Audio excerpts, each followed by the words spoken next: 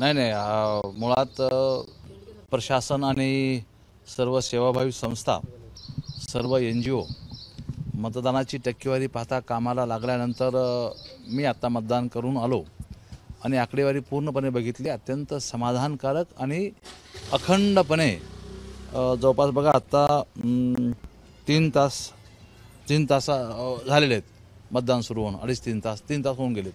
3 तासामध्ये आपण गती जर बघितली तर ही निश्चितपणे अत्यंत समाधानकारक आहे आणि याचं पूर्णपणे क्रेडिट निश्चितपणे प्रशासन आणि सेवाभावी संस्था ज्यांनी वॉर रूम ओपन केले, समाजाचे वॉर रूम ओपन केले, किराणावाले असतील, होलसेलवाले असतील, उद्योजक असतील, सेवाभावी संस्था असतील, या सर्वांनी वॉर रूम ओपन केले आणि त्याचा परिणाम असा झाला की लोक बाहेर पडले.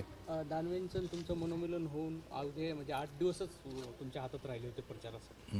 झाला का प्रचार तेवढ्या काळात? आता 100%. आता हे लोकसभेचा प्रचार काय डोर टू डोर वगैरे नसतो, परंतु समाधानी आम्ही चांगल्या पद्धतीने काम करू शकलो आणि निश्चितपणे बाजी मारू. खूप कमी वेळ भेटला नाही, कमी वेळ तसं म्हणता येत नाही. आता लोकसभेसाठी वेळ म्हटलंच तर मग आता 1200 गाव, जवळपास 1000च्या पुढचे गाव आहेत. एवढ्या गावात जाणं शक्य नाही, परंतु जिथं जाणं शक्य आहे तिथं जाऊन आलो आम्ही आणि अविरत काम केलं. काय स्थिती काय वाटली? हो, आता शेवटी मतदाराचा कौल आहे, आज वरपणे बोलता येणार, पण तो निश्चितपणे आम्हाला अपेक्षा आहे. काय आव्हान करणार तुम्ही तुमच्या? मतदारांनी बाहेर पडावं, मतदान करावं, ही अत्यंत नम्र विनंती. लोकशाहीचा हा फार मोठा यज्ञकुंड आहे. यामध्ये सर्वांनी सहभाग नोंदवला पाहिजे.